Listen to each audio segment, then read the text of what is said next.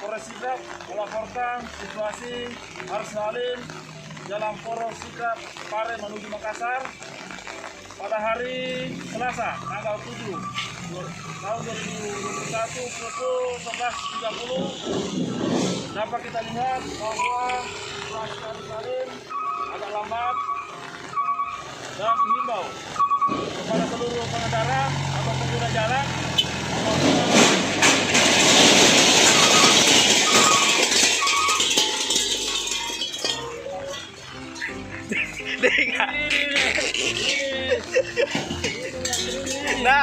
Dah lagi mirip deh.